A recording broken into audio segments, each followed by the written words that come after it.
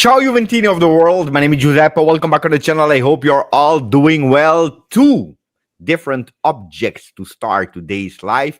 The first one is this, the Jamiroquai hat to actually honor the -6 of Inter because it's cold.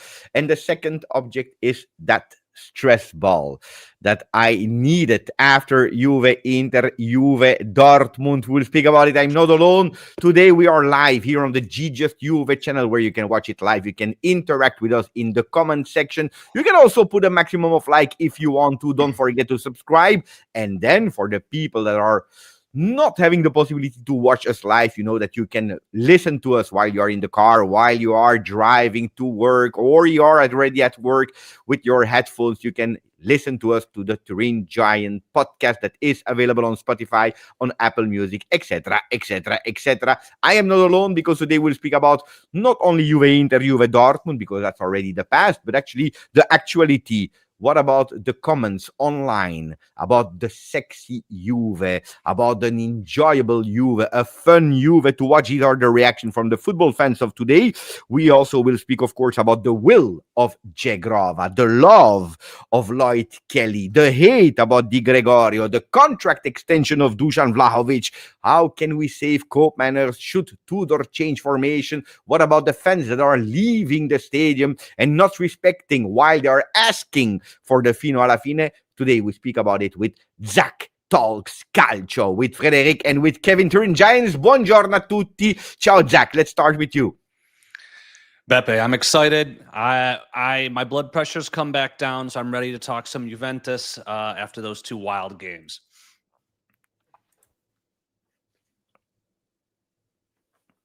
The same with me.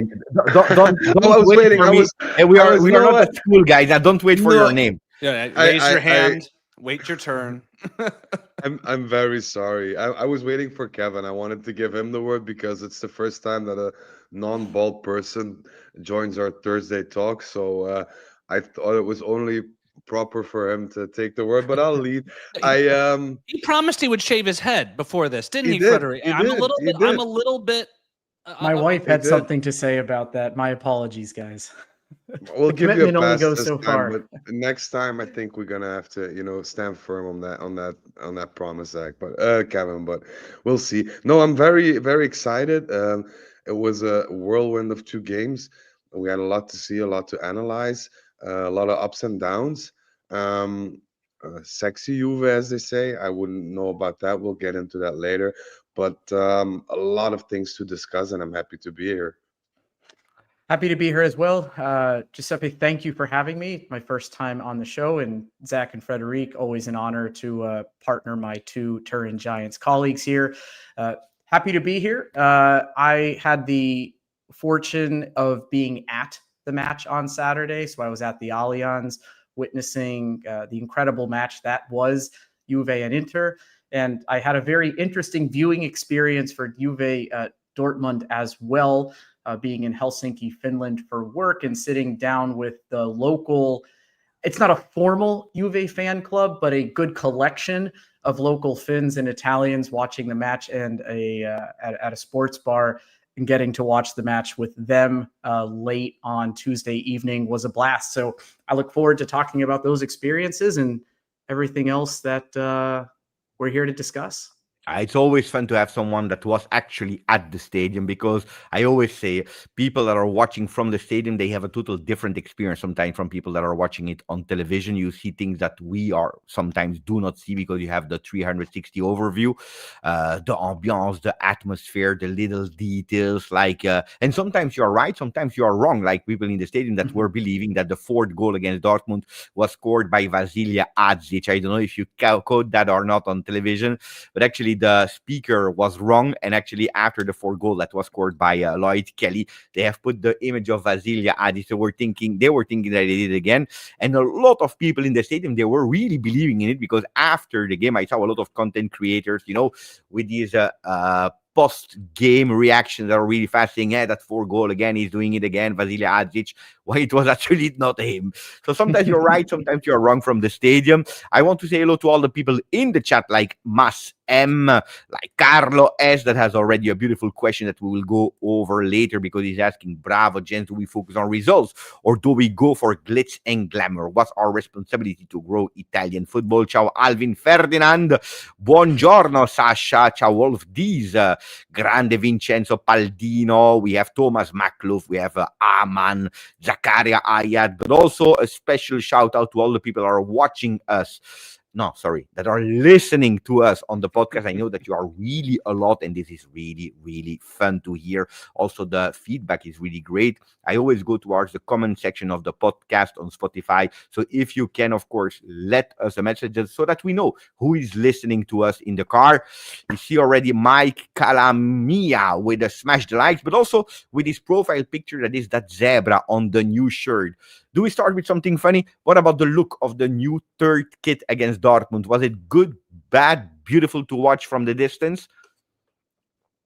Amazing. It's absolutely beautiful. And for those of us fortunate enough to have already received ours, I know Beppe was looking dapper as hell on social media with his hat and jersey. It is a beautiful jersey in person too. So absolutely love it. You know, I love the kit. I love the kit, and it's one of the best that Adidas has done. And I think I'm expecting a but. Yeah, here it comes. There is a but. I like black and white at home. Period. I don't. That third kit is for away matches. I like black and white at home. I'm a traditionalist. I'm happy that you are saying that because I was scared that we would have played with that one against Inter. And according to me, Juve, Inter at home, you need to play black and white, and they need to play with their horrible blue and black colors. But I totally agree about that tradition. Then, if it's Champions League, that third kit, I mind a bit less. But I understand where you're coming from because I had exactly the same feeling for Juve, Inter. I didn't want to start with that third kit. I was worried about that when they did the launch right before the match. It's not just the third kit. They're launching like these separate collections. The green has just launched. I think yesterday they launched a special uniform thing with Pogba and Dybala from Adidas. Forever Black and White, I think it's called. And I love it. It's very fashionable. Also the green one, very classy, very, dare I say, haute couture-ish. A bit more wearable in terms of leisure time and striking colors, very minimalistic. I absolutely love it. I absolutely love it. That Pogba Dybala is not really Juve related, even if, of course, when you're watching the black and white stripes, well, it brings you back, of course, some beautiful memories. But anyway, they are not playing because they are always injured, so better for them to do something else next to it. If they can win a bit of money about sponsorship, why not? Because I think that we will see them more with ads than on the field. But that's a total different discussion. Guys, Zach started with a I calmed down after the big emotions. I nearly had 2 heart attacks. What about that week? Because it's far away already. Juve Inter, Juve Dortmund is a bit closer. But how do we feel? What is the feeling after these 2 games? If we can go, Zach, Kevin, Fred, about the 2 games. Opinions. If you ignore the circumstances and just look at 1 win, 1 draw, no losses. Inter, Dortmund at home, I would say I am mildly pleased. I thought we could have absolutely beaten this Dortmund team, and I came on your show and I said I expect to beat this Inter team. So 2-0 was my barometer. But things in football happen. You have to, certainly in Champions League, you have to adjust. So not upset, but not where I thought this team could come out of these 2 games. I share the exact feelings. I had a feeling that this Dortmund team, I saw them live on August 10th. Granted, it's not the same team nor the same atmosphere because it is a Champions League game after all. But I really had a feeling that this was a team, and in my opinion, the weakest Dortmund in a decade. And I feel for your first Champions League game of the season at home, you should always get out with 3 points there, regardless of the spectacle that you provide, or for the audience, something to a spot for football as a whole. I love it. I mean, it's nice to be associated with attacking football or spectacle, but I'd rather we came out on top with 3 points at that time. But I'll take the draw as well, and I share Zach's sentiments completely. Yeah, I share their sentiments as well. These were games that we were hoping to get 6 points from as we start the season and kick off the Champions League campaign with a win at home. But I also look at it through two different lenses. On one side, just the spectacle and the entertainment value. At the end of the day, we're fans of a sporting team and you want to be entertained, whether you're in a bar, you're on your couch, or at the stadium. And my goodness, did these two matches check the box on the entertainment value. Some frustrations in the beginning and throughout, but the way that they ended, the entertainment value, the ups and downs, the heart palpitations, the screaming. Like, I still think I've lost my voice a bit since screaming on Tuesday. And then just on the other side, have we seen progress? Right. We know last season had a lot of frustration, particularly the middle part and how it ended, and the flaws that we saw in the beginning of the season, how they became more and more pervasive as the season progressed. And we had a team last year that when the going was tough, we were unable to get out of it and struggled to get points from games where you didn't play well. And, seasons can be won and lost when you get max points despite not being at your best.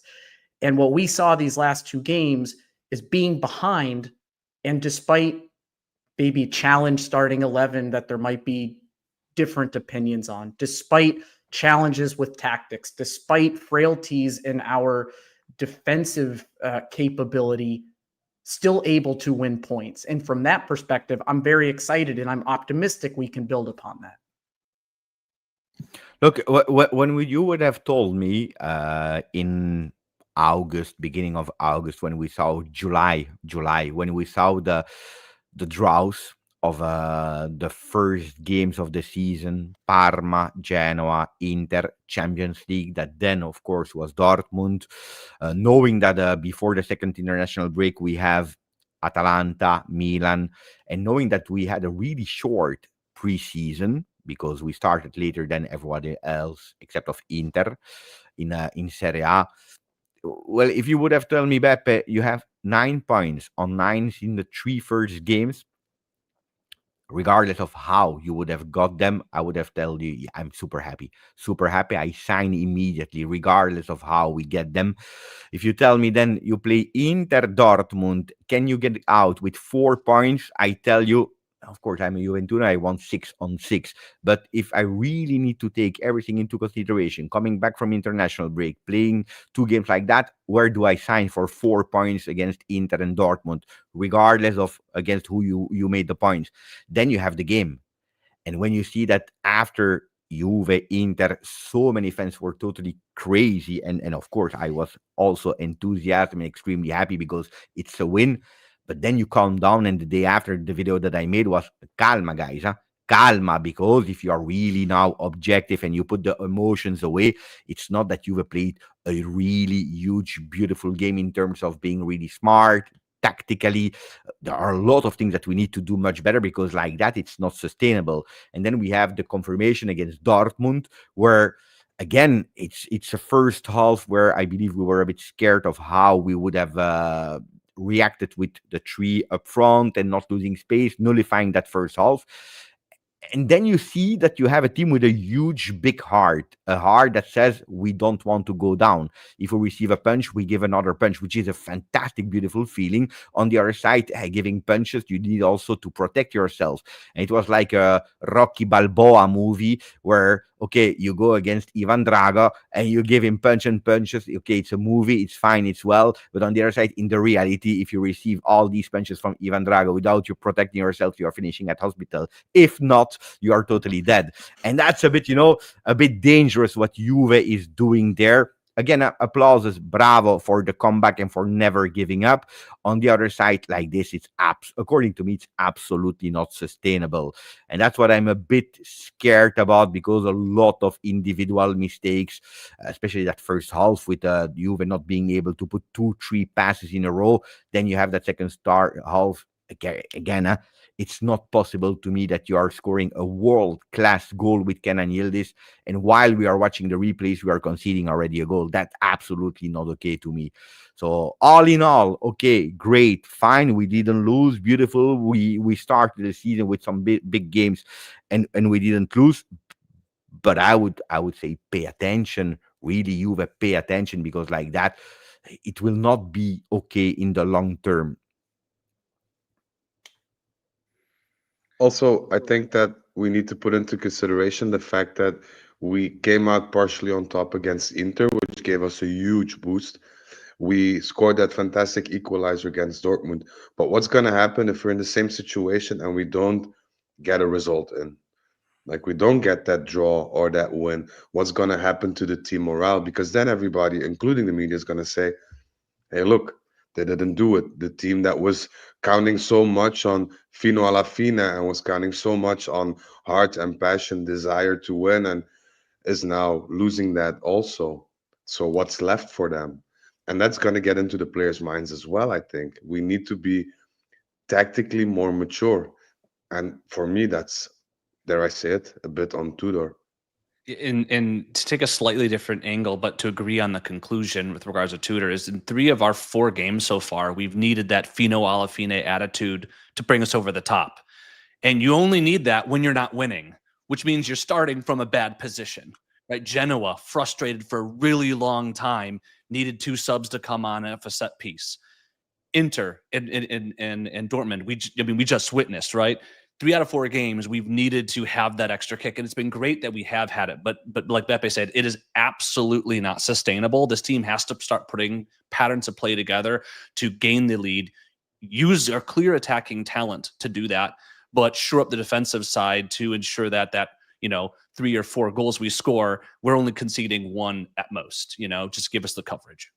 Look, what I was doing on as a video, I was saying pay attention, because it's a situation that looks like it's an eternity, or we don't remind ourselves, but we came from experiences that were right like that 11 months ago in October, because against Leipzig in October, we were losing 2-1. We have that red card. We come back, we win 3-2 with that enthusiasm where people said, okay, this Juve will never die, will never give up. You all remember Thiago Motta jumping in the air. It was totally crazy with Conceição. And then a few days later, you play against Inter in San Siro, where you're losing 4-2 like Juve Dortmund. And you come back with a brace of Kenan Yildiz, where you really say, okay, this team has it, and this team can do miracles. And then we all know what happened. Pay attention. We have 2 different coaches with 2 different mentalities, different way of playing. We have a different roster as well, with a lot of offensive weapons that last year we were missing. I remember that we were relying until January, if not February, only on Dusan Vlahovic before Colomani was signed. So there is a different situation. But I also want to remind to all the people who are watching, and that's where we enter our second topic of today, where the outside world, the neutrals, the casuals, the footy, the people that are not really used to watch Juve. I saw a lot of comments like, wow, Juve is fun to watch again. Juve is sexy. I heard like, how lucky are you to be a Juventino right now? I heard like some friends from my son that were saying, oh, I'm really pissed off and sad that I didn't watch the Derby d'Italia. I didn't watch Juve Dortmund. You have that attraction to football in Italy, to calcio again, thanks to games like that. But I want to say, last year it was exactly the same. And then, is it really fun? Is it really sexy? Is this Juve? That's why I'm asking the 3 of you what you think about what people are saying about Juve at the moment. And then, immediately, if you can answer the question, what would you say to a casual that is starting to watch Juve today? What is your message to them? I wouldn't say it's sexy. Yeah. I would say it's dramatic. I think, right now. And I think the way, like, on our post-game review on Sunday following the Intermatch Saturday, I think the way I described the Intermatch was a perfectly imperfect game in which it delivered what you want to see as a spectator. But when you look at what you want from your Juventus to be organized and structured and come out with a plan and execute against it and beat your biggest rival, it was flawed in so many ways.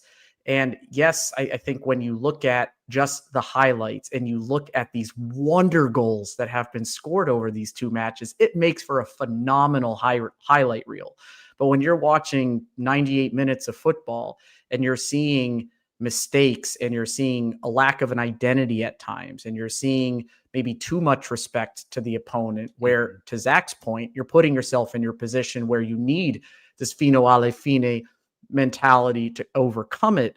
I love that we have that mentality. We haven't seen it in a very long time, but let's not always be putting ourselves in that mentality. So I would not say that this is a sexy Juventus right now. Fun but flawed is literally how I described it. A bunch of my friends have been texting me about kind of what you guys were saying. Oh, how crazy is this? How awesome is this? I'm like, I don't know if it's awesome.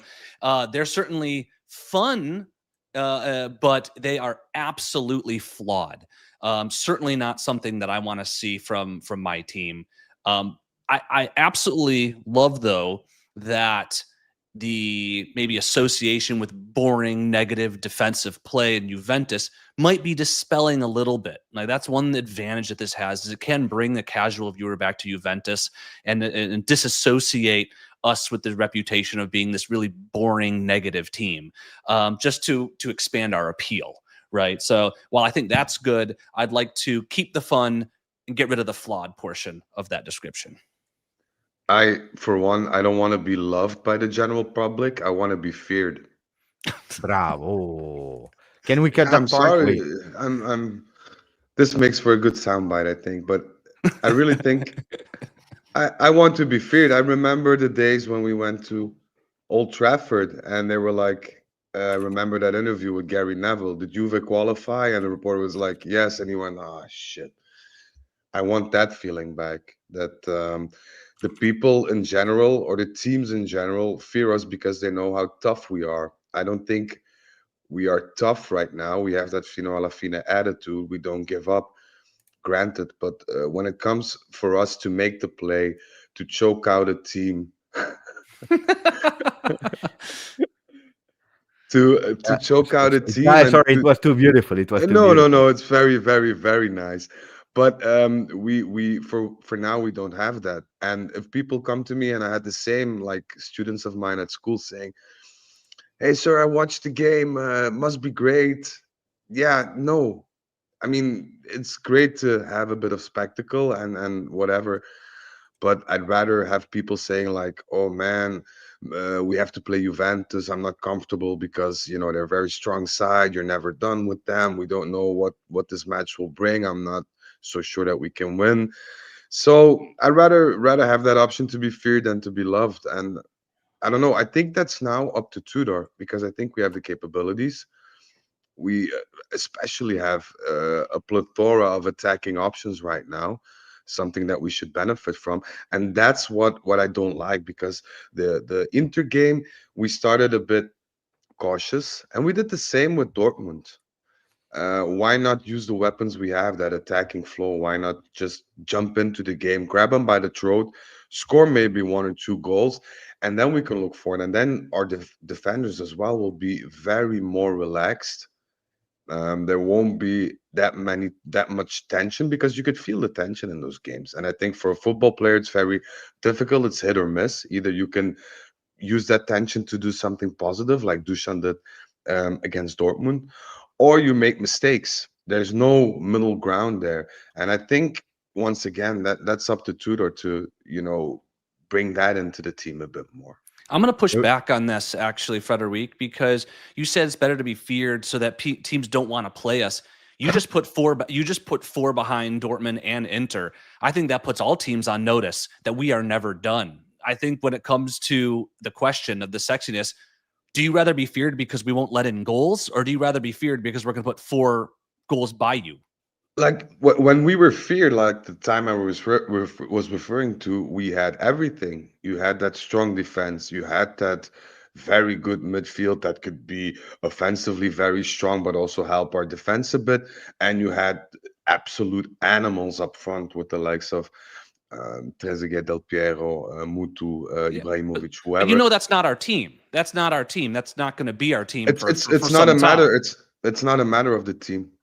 It's It doesn't come down to the absolutely a quality. product of the team. No, we have the quality. We don't have we don't have the quantity. We have good midfielders. We don't have enough good midfielders. We have one good Bremer. We need three good Bremers. We have a absolutely fantastic Kenan. We've seen a good Vlau up until now, but we need them for the whole season. We need that consistency, and we need to score those 4 goals like we do, those wonder goals, those super goals, like Del Piero did against Dortmund, like we did against Milan or whatever. But we need to keep that clean sheet a lot more. And that's not just up to the defenders or the keeper, but also the midfield. And in my opinion, the coach. Because the coach, as we discussed, needs to use that forward pressing to keep the ball away from our goal. And once we Look, succeed in that's what that, I'm asking. If Frederic is pointing out on Tudor and really well explained, Carlo is saying, Fred, yeah, you're speaking about unbeatable team, which we are not because we are because of our defense, because we are not great in defense. Is the defense what actually was the biggest responsible in the goal that we lost? Fred said pay attention to Tudor. I want to add midfield. I want to add also some players, but I see already Zach that is saying yes on midfield. Do you want to explain your take on that one? Absolutely. The midfield. The midfield is putting the defense on under a lot of pressure. Both of Çalhanoğlu's goals against Inter were because the midfielders had both dropped into the same defensive space, leaving him in a pocket of space open at the top of the box where he could work his magic. Against Dortmund, the midfielders in the first 3 goals had really poor positioning and put the defense under an enormous amount of pressure, who tried to accommodate and failed. I think the only goal where the midfielders really weren't involved was that last one, with the very, very tough penalty given. And I think when your midfielders aren't doing their job, the defense is going to feel anxious, try to overcompensate, which means they'll be cheating on their positioning, which exposes them. And if you have a goalkeeper who's a little leaky, then there's just chaos stemming from a lack of structure in the midfield. And what I'm I have curious put, I have about put this, a poll, and then I will, Kevin, just so that please. people know in the chat, you have a poll that is there, most at fault for the 7 goal conceded: goalkeeper, defense, midfield, or coach. It's the moment to vote. Kevin, go. Yeah, great segue, because I'm left scratching my head. I don't know the answer to that. I don't know if Tudor is not providing the appropriate guidance for how he wants the team structured when we're not in possession, where he wants his midfielders to be, what kind of line we should be holding. I don't know if Thuram has just had 2 of his, not as many. He's been growing quite well, but defensively, these have not been 2 of his better matches. We saw Koopmeiners wildly out of position, who looked like a fish out of water when he was on the defensive third against Dortmund. I don't know if Bremer's not organizing the defense. I can't tell if Di Gregorio is not showing the command of understanding where he needs his team to be. I don't know. I don't know where we're falling short. But what I do know, and I agree with Frederic, is yes, this isn't exactly the squad of the 9 season title winning stretch, but there is good quality here. And there's enough quality on this team where we shouldn't be conceding 7 goals in 2 matches. I have another question, because now we enter, of course, after 30 minutes, the individualities from all of you, but also the chat. I want to answer biggest disappointment of the 2 games. So think about the 2 games, 1 player, biggest disappointment, and then, of course, the biggest wow, the biggest, how can I say, the one that you appreciated the most. If you're speaking really about the two games that we had, Inter and Dortmund? I'll be the first to just say the biggest disappointment was Coop. Okay. And I know I'm stealing the words at least out of Frederic's mouth, if not also Kevin's. Yep. If you force I me to have choose somebody another else, name. I have- will tell have you a later. couple- I have another name. I have a couple others if forced, but Coop Miners, I think, was put in a position to fail against Inter in the positioning from Tudor's standpoint, and I think he just was unproductive against Dortmund. And the greatest surprise, we're going to talk a little bit later about Dusan Vlahovic, but I think to preface that, I have not seen the amount of aggression that he showed against Dortmund since the Coppa Italia final 2 seasons ago. And not to spoil too much of our Dusan discussion later, that really did show what type of player he was, and for much of his time at Juventus could have been if he entered games with the right mentality. To add on, I mean, you referenced Coop for sure, so we don't need to belabor that.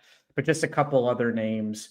Di Gregorio for sure, particularly in the Dortmund match. And I think, Giuseppe, you want to be able to focus on his performance in a little bit more detail. Mm-hmm. So I'll let that one hang out there. But two other names, one a bit controversial and another, I don't know, just an observation. Bremer, to a degree, I think just, again, going back to the organization, he was incredible the first 2 matches. I mean, his presence against Parma and Genoa, you could tell that we were just a different team out there.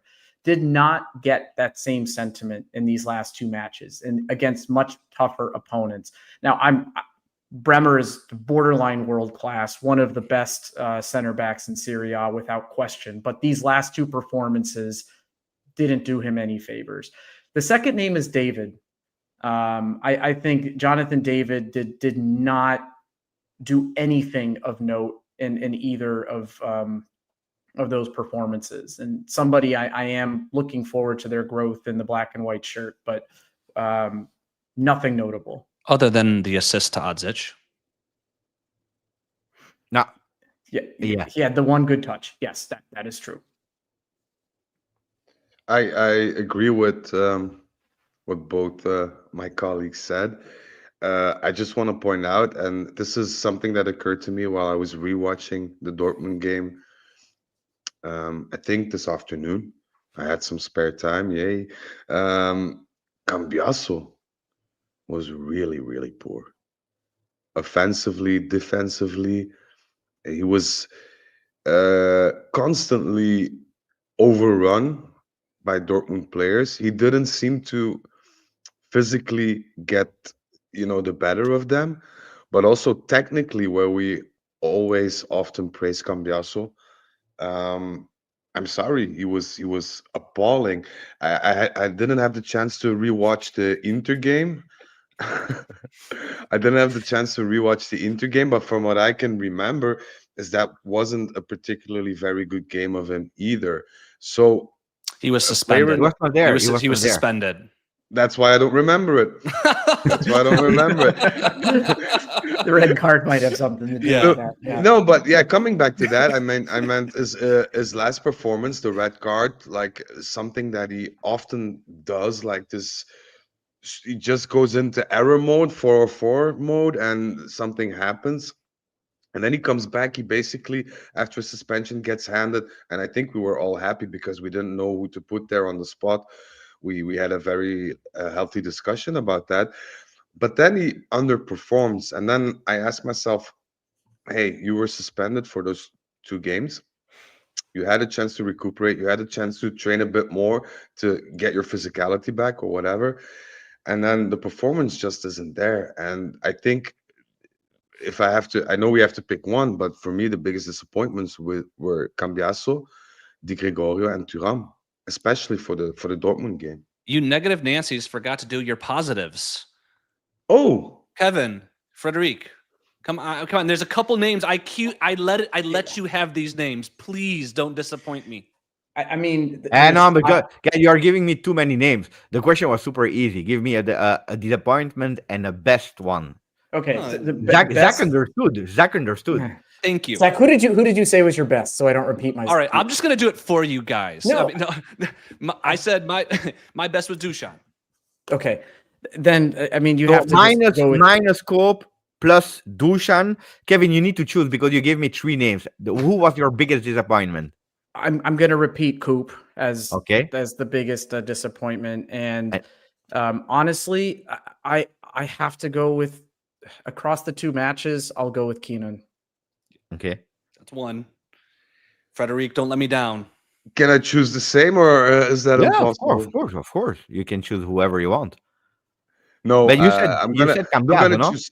Yes, I'm gonna stick with Cambiaso as the worst. But for me, over those two games, I have to remind you, I was very surprised in a positive sense with Kelly. Yes. All Yeah. right, you guys didn't disappoint. I thought I was really controversial, but Cambiaso was my biggest disappointment. That's a Sir, fair call look, out. I look, can't not remember to a thing repeat he everything what did Frederick in- said because I agree with Fred, but you come from, and we know it from the 5th of December, sorry, 5th of December, where you had that small injury against Bologna, you never come back, then the voices about Mercato, a really disastrous second part of the season where we were asking ourselves, does he still want? What is problem? It cannot be that injury that is like months ago. You come back, they are speaking about extensions, then you don't receive that captain Barnes. Don't forget about that because the five that are captains, you have Locatelli, Bremer, captain, vice captain, and then you have three names that are Yildiz, Thuram, and Gatti. You're not part of it, so it's a choice that has been made where we all know that he wants to be that one day because he's publicly saying it. Okay, we start a new season. Dortmund, you were there as well, Fred, I believe. We're doing an exceptional game, and I said, okay, he's back. Finally, he's back. That's the Cambiaso that we want to see. And not only offensively, because in that game he did well also defensively. So I was really happy because it's a fan favorite. We all know his first season with Max, the second part of the season with Thiago Motta. No, sorry, the first part of the season with Thiago Motta, and then he loses. And we are all waiting for the real Cambiaso. But the one that we see against Dortmund after 2 games where he's banned, and Tudor is protecting him, because after the game he's saying, but he's not playing since 2-3 weeks, which is not true because he's lying because he played with the national team of Italy. So, Tudor, I love you, but here you're lying to protect, and which is great because he's the coach, but it's not the reality. He played, so he cannot be out of form. And if really you see that he's out of form, then you need to take him out. Because if in the first half you receive a pass from Kenan Yildiz and he's dreaming, because that's what he was doing. He was daydreaming, forgetting about the pass that he's about to receive, losing the ball, putting in the and the 3 goals that are coming from the side of Kelly, where people were pointing on at Kelly. Guys, I think that here, if we go with 100% to blame, we need to divide them between Di Gregorio, Thuram, and Cambiaso. I don't know if you noticed or not, at a certain moment you have a Kenan Yildiz that is pointing finger at Cambiaso, screaming on him and yelling and telling him, oh, do you wake up? Because I cannot do all of it all the time. So Cambiaso, biggest disappointment because he has a big chance that he needs to take, and we don't see it yet. So one, and then for the plus, well, it's difficult to say because we have a Kelly that I'm happy for the moment. Then is he really the man that I would choose for the 2 games? Yildiz deserves to be there. Look, I would love to go for. Would be easy to say Dusan Vlahovic for that, but against Inter, he's also he a didn't. ghost. So it's. I don't know, guys. I let the chat choose for the best of the 2 games. Probably the You can have them. You consistency. can have them vote after your other poll is done, Beppe. Let's close the other poll. I closed the other poll with more than how much? More than 100 votes. We have the coach that is only at 2%, so it's not his fault. Goalkeeper 27%, defense 34%, and midfield that is winning it with 35%. So it's really defense, midfield. It's because of Christian Poulsen. Colo 99 is saying indeed. It's always because of Christian Poulsen. And Fair point. also Claudio The legacy Ranieri that left. chose him over Xabi Alonso. Then never forget about that. Never forget about that. Uh, let's speak about the individuals because we just started. We want to start with the beautiful things. People want to see Zhegrova. People want to see Edon. How impressive was he in the 10 minutes that he entered? And I already say to the people that are watching this live or listening in an audio podcast, no, he's not ready to start against Verona. Put that one out of your mind. But how impressive was it, Zhegrova? You know, I wish I bookmarked it, but somebody posted something on Instagram of them being in the back left corner of the pitch where I think it was Odzic who picked up the ball to start the play for the fourth goal, knocks it upfield. Dusan has this amazing touch out to Zhegrova, something he was incapable of doing throughout most of last year. And he's just a man possessed coming off the bench. And you see Zhegrova's run. It was, I might be being dramatic here, just given the high of what we've gone through, but like Zidane-esque on ice skates, right? Just cutting through the midfield and then finding Dusan again to be able to put in the cross to the newly named Lord Kelly. But just seeing Zhegrova move like that is it's exciting. It's exciting to have a player like that. For me, I wanted to. It's already 2-3 days that I want to say. I'm happy and proud that my son is able to watch Ken and Yildiz like I watched Alessandro Del Piero, and I'm happy that my son will be able to see Edon Zhegrova like I was able to watch Douglas Costa. But I'm not writing it because Douglas Costa, one of the best technical player I ever saw at Juve. Mm-hmm.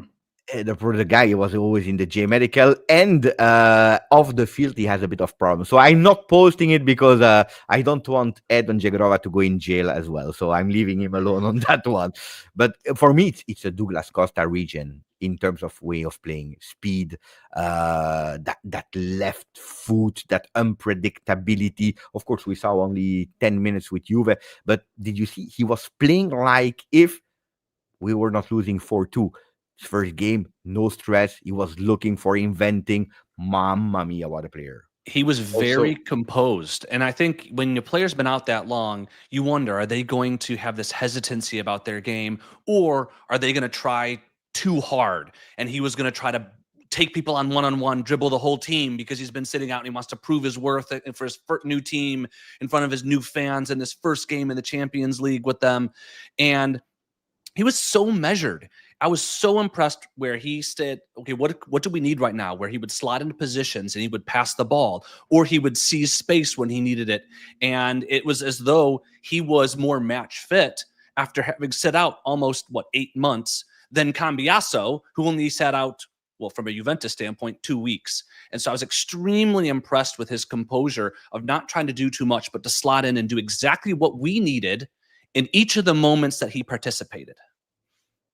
Also, I think there are a number of players that when you see them do certain normal things on the pitch, not even the crazy things, but just the control of a ball, the weight of a pass, how you put your body when you give a pass, the speed of the pass, the accuracy. I agree. There are certain players, if you see them do the usual things, you just look at them and go, whoa, this is something special. And that's the feeling I get with Aiden. Like, he didn't do anything too fancy in those 10 minutes, but what he did, the way he controlled the ball, his off the ball movements, he just oozes threat and for the other team, and you could see the quality in what he does. So I'm praying that he gets match fit really soon, because I think, and this is my opinion, if he has to compete with Chico for a spot and they're both match fit, I can't see Chico starting much, in my opinion. You know, speaking of that, though, Tudor has his work cut out to figure out what the best starting 11 is with a fully fit squad. This is not an easy puzzle to put together right now. I mean, you look across the squad, who has a guaranteed spot? I mean, you look at Bremer for sure. You look at Thuram. You look at Yildiz. Maybe even Kelly, just because you need the left footer on the side of a three-man back line, but maybe Locatelli's a lock, but you see the Tudor keeps trying to want to put Coop potentially in that position. So this is interesting. This is a good problem though, Kevin. I'd It is. rather Definitely us is. have a embarrassment of riches in attack than last year again Dushan and the ghost of Milik's past or something. I feel like you talked about from a Locatelli standpoint where we don't have those options is certainly in the midfield with Koopmeiner, a shell of his former self and already injured, and on the defensive side, which we kind of talked about at the top of this episode. For people are asking, bring Luca on the call. I just sent him a message if he wants to join for the last 15 minutes, but he didn't watch his phone yet, so I don't know. If not today, of course, every Thursday. Normally we start at 10 p.m. Today because it was Champions League. We waited a bit. Oh, ragazzi, you just mentioned the name a few times. Let me show you the picture. Vlahovic, Juve, ora parliamoci. Vlahovic, Juve, let's talk now. Of course, August, September, if we are taking also the goal that he scored in the Club World Cup. I don't know, because for me, Club World Cup is the past. It's not really season 25, 26. Only transfer market is considered it like that. But it's already, how much? 4 goals, 1 assist, if I'm not wrong. What a beautiful start. We are used to this start, but of course, it's on his last year of contract. What do we need to do? How do we need to manage it? Is it too early to speak about contract extension? Do you think it's even normal to speak about it or not? Give me your opinion, guys. Dusan Vlahovic. Take the contract year boost, wish him well at the end of the year. It's the Adrian Rabiot situation playing out. It is only we could potentially, and I'm looking at this from a financial point of view, we could potentially stand to gain with this because if, and it's a big if Vlahovic keeps putting in these results, coming from the bench with a vengeful face on and trying to score from every angle possible and pressing and running, if you can extend this contract, once again, a big if, and if he keeps playing this way, and if he agrees with another amount, then you could extend him. You have that wealth in attack because you need to replace him anyway if he goes away. And the possibility is very big that if he keeps this up, that you'll have a team knocking on our door offering that 70, 75, 80 million if he keeps this form up. But these are all big ifs. I know that. On the other hand, I also feel that because we talk a lot about the financial things, the 12 million that Vlahovic makes is only for this season. And I saw a lot of people writing and telling me he earns too much, he earns 12 million. No, he earns 12 million this season. He earns 8 net, which is also a lot, too much maybe for him. But he gets his final contract year a bonus of 4 million. So if you want to sit at the negotiation table, you're going to Last year start you had that from loyalty bonus. Last year it was at 10. Huh? So it's a Yeah. growing contract it's that he has. yeah, Mhm. yeah. So you can start afresh now and you can make your offer and say, hey, you really love Juventus, you want to stay. Let's spread out this amount over this many contract years with maybe another bonus therein. Again, you could be very creative. And then if he wants to stay and you get him on the cheap, and on the cheap I mean a 7 million a year net, then I think it's a win-win. But And there's so many ifs in this statement, Mhm. Frederic, that it's almost like we're saying if dinosaurs roamed the world.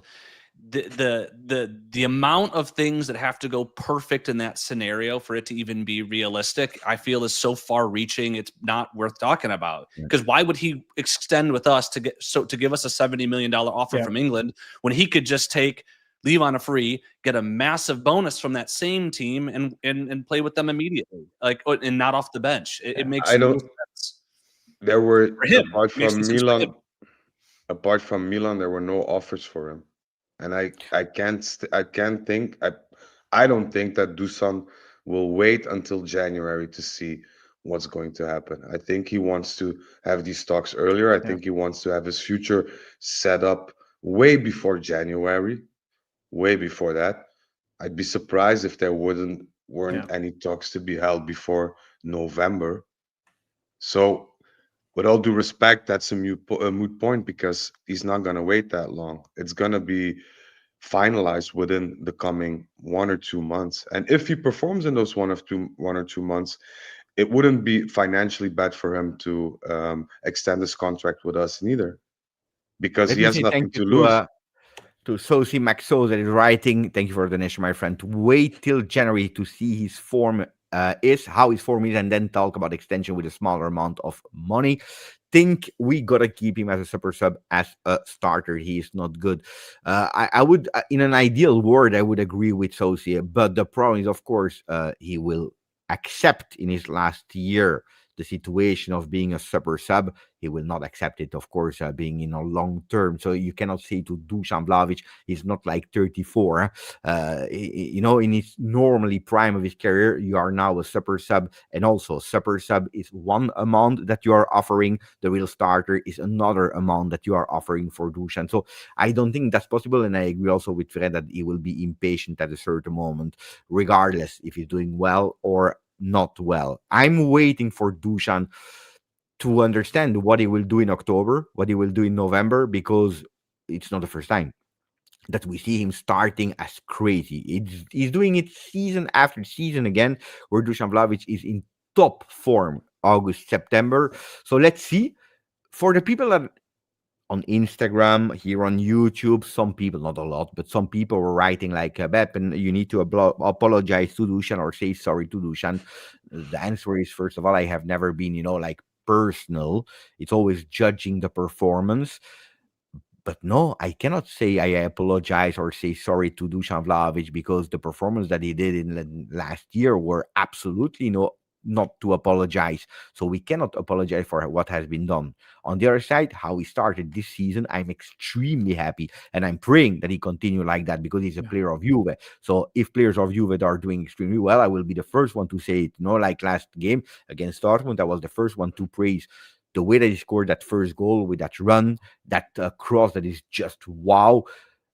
On that third goal, the post reaction of the third goal, I was not really happy, because he was again fighting defender. I don't know what he was fighting, instead of thinking about continuing the game. But anyway, bravo, bravo, bravo, Dusan. But what he did is written, is there. You can also see, we see Rob in the chat that made a lot of, I think, a bit over the top comes about Dusan Vlahovic. With the flop comes, I don't know if you watch it or not, but these things happen, guys. It is what it is. Speak about Di Gregorio. Are people a bit exaggerating or not about Di Gregorio? Because today I start reading articles about he starts to be an increasingly problem for Juve in Gazzetta dello Sport, I believe. You can start with Frederic. Frederic can't stand Di Gregorio. So let's just get it out of the way, Fred. But is Let's it just an get it out of the agenda, way. or is it objective takes? I was against Di Gregorio the moment he joined. I made that very Okay. clear. I don't think he's a valuable goalkeeper. I think he's a goalkeeper you can find dozens of in Europe. Nothing special, no quality that sets him apart from other goalkeepers. And for me personally, he's proven that up until now. Everybody is, free to make mistakes. I think in a team there are always mistakes that are going to happen. But the things he makes 1, 2, 3 mistakes a game, and he had the luck that in the past not all mistakes that he made resulted in a goal, and now he's just in a bad situation that every mistake that he makes pretty much 80% of the time results in a goal.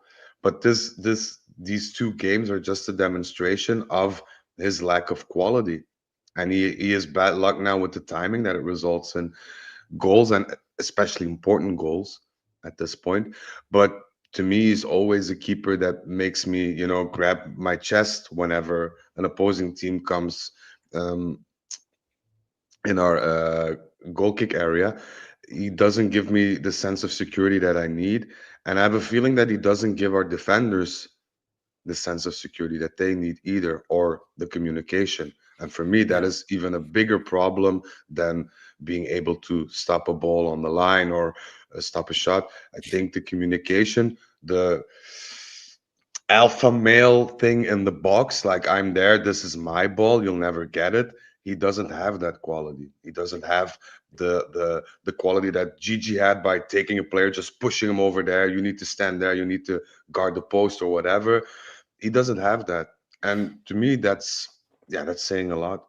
Yeah, I think the word I would use for him, which is not a word you want to use for a goalkeeper, is passive.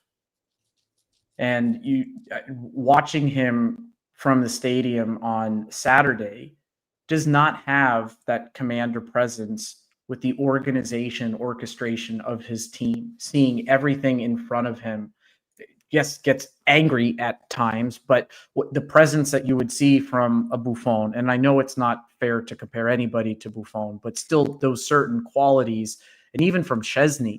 Yes, and I saw somebody in the comment, Salmon D, saying, no, maybe it was earlier and it just moved on, but a comment that even Szczesny had mistakes. He did, but they were kind of blips. And he'd have 10 incredible games and then maybe one or two difficult games. I just see way too much inconsistency with Di Gregorio. And every time a ball goes high into the box, I cringe, like my shoulders go up to my neck, and I'm just worried about if this is going to get fumbled. And he does have the capability to pull off great saves. Yes, he's a professional goalkeeper at a top side. He should be able to pull off great saves. But the consistency and the organization with the back line in the midfield is missing for me.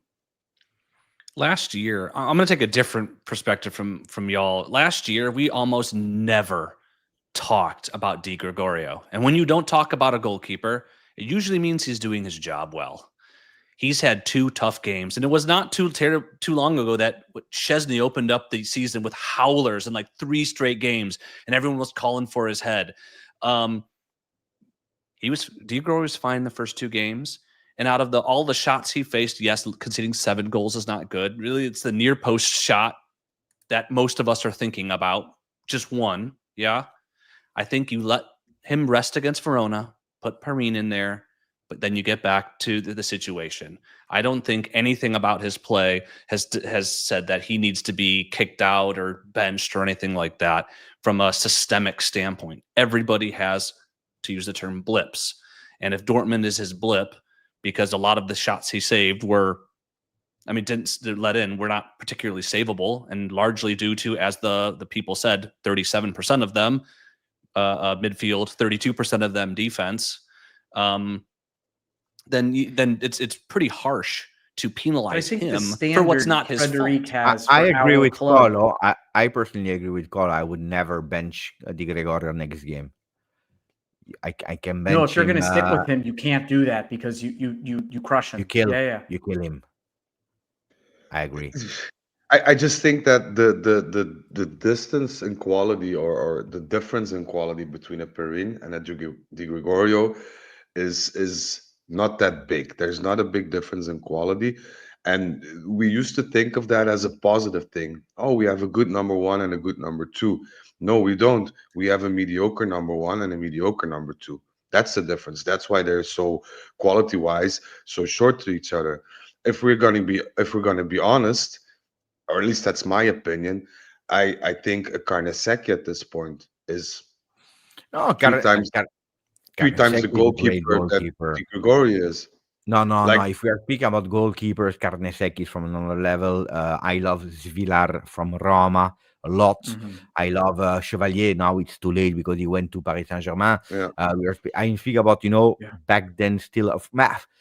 Carnesecchi was already high because Atalanta didn't want to sell him. So that's a bit the problem when Digre was available. I don't think that mediocre, for me, is a right word. I would say it's a good goalkeeper. And that's probably one of the problems of a lot of Juventini at the moment. Good keeper is not enough. Because it's not Juve. It's not the Juve standard for the goalkeeper position. That's the thing, It's not good. Goalkeeper is not enough. Mediocre. I think if we are looking at last season, a lot of games did really, really, really beautiful saves. He saves us a lot of time. If you are looking at the Venezia goal, if you are today in Champions League, that is fair. Partially is because of that save. Of course, you have 38 games before, but the games in the FIFA Club World Cup, I think he did really, really well in a lot of games. Manchester City save against Holland, etc., etc. So mediocre is a bit too harsh. Good is good. I think it's more fair to say good, but indeed that's the problem. Good at Juve when you have a legacy of Buffon, where even Szczesny, except of the first game of the season, but he explained why. Szczesny was clear. He said, "I always had problems in the beginning of the season. Always. The problem is I couldn't say to the coach, let me on the bench in the beginning of the season, because otherwise I would just have postponed that moment. I needed to go through these 3-4 dramatic games before getting in rhythm." Of course, he didn't say that during the career. He said it in a before he retired, actually, and come back. He said that in an interview. So then you understand. You say, okay, we understand why it was a disaster in the first games of the season. Digre, we need to understand then, are we looking for another goalkeeper? I tell you, if yes, on the other side, it's not a problem to stop with Di Gregorio, because we signed him for 20 million euro, which is not the max of the world. It is as a low salary.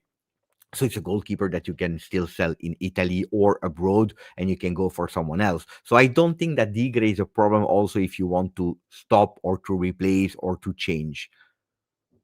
It depends on with who. Like if you get a qualitative better option, I'd say, go ahead. But if you need to take a gamble once again on an unknown goalkeeper or goalkeeper that, I don't know, performs well at Fiorentina, so to speak, and you don't know if he's going to be world class or not, then it's not worth the risk, in my opinion. But to me, and that's my day one uh, point of view, Di Gregorio is just not good enough for Juventus as a keeper. That's just my honest opinion. And yeah, I hope he proves me wrong. I really do. I really do, because you need a goalkeeper to win points for you. That's essentially the job of a goalkeeper. Make those saves at crucial moments. Would someone go for Maignan on a free next Yes, season? yes, I would. Oh, my Como, man. como Oh, Hollywood. no. Oh, no. No? No. Yeah, I think I Is it welcome. personal? No, it's because, guys, I've never seen a goalkeeper that is as injury prone as him. Or is 50% is injured and the 50 And other he's made of percent is glass. doing Yeah. mistakes. Oh, I think overrated in that first season. Then it's not a bad goalkeeper. But if you tell me, do you replace Digre with Maignan Oh, no, now no, no, in no. 2025? I No, say no, no. no. But if you can get him in as a second goalie, should Perrin leave? That's Would another you thing. take Maignan? Do you think that he will agree to the national goalkeeper of France for a short time before Chevalier takes over? It's not gonna be long before he gets demoted there too. So I top don't know. clubs bring in players at every position to challenge the status quo. I have absolutely no problem getting in. I'm not don't love Mike, but I have no problem getting in keepers to challenge Di Gregorio. I think Di Gregorio is a fine keeper and can continue to grow, especially if he can figure out his aerial presence within a box on set pieces and corner kicks. Whereas the only time I get a little bit anxious with him. But I absolutely welcome the prospect of bringing in another keeper if we can, for reasonable, and say y'all are going to fight for it, and by November it's going to be one of y'all's job. Have fun. I think Guys, that makes we are it about to better. close the live because we said it today. It's a short 1 hour because we started also later. Is there an extra player that you, or not player or topic that you want to discuss in 5 minutes before we close? Can I just talk about Kelly for a second? Like, know he let's was go on- for Kelly, and that will be like the goal that he scored, the 4-4, the last minute talk. Die. It could be even more brief, because I think a lot of people, myself included, were very critical of Kelly last year, and I think it rightfully so. He was not very good. He was second on our team for the whole season across all competitions in mistakes leading to goal, and he was only with us for a short period. That is not the mark of a good defender, and I think the criticism was warranted. But I think we also need to recognize when the narrative changes, when a player puts in the work to change, get better, to improve. And I just want to shout him out. I said on one of our Turin Giants episodes that if there's any front runner for comeback player of the year, it has to be him, for the work he's done on the defensive side of the ball, for the work he's done in the possession base. He's number 1 in our team in passes, number 2 on our team in touches, with as many in the middle third as there are on the defensive third. And he's come up with 2 clutch goals. Absolutely think he deserves the plaudits that are coming his way, and that for him putting in the hard work to change the narrative around his name. So congrats, and I love Lloyd Kelly. the stadium reaction for him on Saturday. Again, like being fortunate enough to be there, I think there were conversations throughout the day with my friends, like who's going to score tonight, and like Kelly was like the punchline. Yeah, Kelly's going to score, and by golly. Who was the first player to score? We have Kelly. And I remember my friend next to me, we just like grab each other on the arm, like, it was Kelly, it was Kelly. And it was just really awesome to see. I hope this trajectory continues for him. I think it's unrealistic to expect the goal scoring to continue, but at least his presence on the field and not being like a punchline would be great. Also, Look, he stayed during the whole summer, or almost all summer. He stayed in Turin to train. yeah. He had physical coaches. He brought in his own physical coaches and whatever. He stayed there to train, Yeah. and that's saying something, because he could have might as well said, "Hey, I need a break. I done the Club World Cup too. I'm going to whatever, Philippines, Tahiti, whatever." No, he chose to stay and to work, and for him to get that reward right now, this early in the season, to get the love back from the stadium, because if you speak to a lot of Juventini now, they start to grow fond of him as well because of his impact. I mean, I think for him, that's a very nice reward, and he deserves that. So I hope he continues this trend, because let's be honest, for me, he proved me wrong. I was fuming when we bought him. I was hysterical. I was really mad. I was to that point that I thought this is a joke. This cannot happen. He proved me wrong. He proved me wrong, and I hope he continues to do so, because he's a valuable asset in this Juventus. Look, I would love to extend the talks on Kelly also about because the only thing that I want to add is when I heard a lot of people during this summer saying, we hope that he's leaving, we hope that he's leaving, we should have offers for him, and hopefully the offers that are arriving he will accept it. I said no, because the problem is not Kelly. The problem is that we have nobody else at the moment there. We have other priorities, like someone as a right wing back that we are missing still, or an extra midfielder that we are missing. Kelly is not is a non-problem today. We can discuss about the fact that we signed him or not. That's another problem. That we sold Huizen, if you want to go back to 1 year ago, whatever. But in this mercato, selling Kelly would be a disaster, except if you bring me 2 left center backs, but that's another discussion. Guys, I really want to close with one question after reading the comment of Zaki. The question that I want, because we don't have time for the lineups and formation, one question is, what do you demand for the game of Saturday and what you don't want to see? Try to keep it short. Fred, Zach, and Kevin, I will read first and thank also Zaki. I think it's knee-jerk reaction apart from the third goal. I can't blame him, speaking about Di Gregorio, unless we are expecting miracle saves like last season. And so far, I saw him coming out of crosses more, which is an improvement. So a beautiful comment towards Di Gregorio from Zaki Warfa. So one thing you want, one thing you don't want for the game of Saturday. Who wants to go? Will absolutely want a clean sheet. Okay. And what I don't want to see, well, I actually thought about this while you were talking. I just don't want to see goals. I'm just stuck on this clean sheet thing, guys. You don't want to see goals? Against. Clean sheet. Clean sheet. Okay. That's it. Okay. That's all I want to see is a clean sheet. We need this.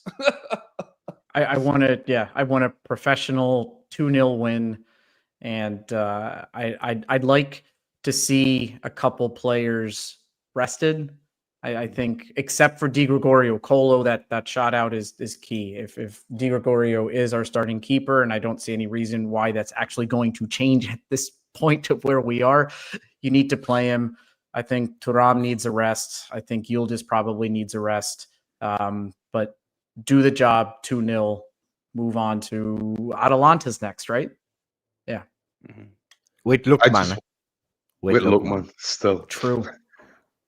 I just want to see a stress-free game, like going up 2-0 in the first 15 minutes or whatever, and just play the game out, dominate the game a bit without going too deep physically.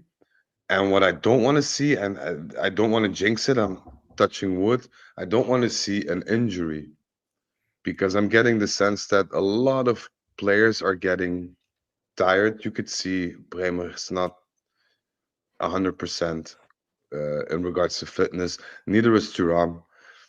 I also have a feeling that our wing players are a bit tired as well, and tiredness often leads to injury. So I hope that we can switch a couple of players, that we can still maintain that quality and get a good, clean, professional result without any injuries. That's it. I have more or less the same as Fred to close. I want to see a game that you are able to close at the 60th minute, because then you can rotate really like you want, and then we can test and we can see, we can have fun. Huh? If you close the game at the 60th minute, you can really have fun. And I don't want to see Bremer on the pitch. If I can go with one, like one thing that Reasonable. I want to. Ragazzi e ragazze, Juventini and Juventine, it was a pleasure to have you, even if it's a Champions League. If we started 30 minutes later today, next week we go back at the normal schedule, so 10 p.m. Italian time, 4 p.m. New York. Thank you for your activity, for being there. You know it. We are consistent, so we hope to see you again consistently. Don't forget on Spotify, on Apple Pay, or what is their podcast, to don't forget to put them a comment as well, so that we know that you are listening, because you are doing really great. It was fantastic to have you on. Zach, Kevin, and Fred, you were top, like the rest of the chat. Grazie a tutti. Ciao, ciao, ciao.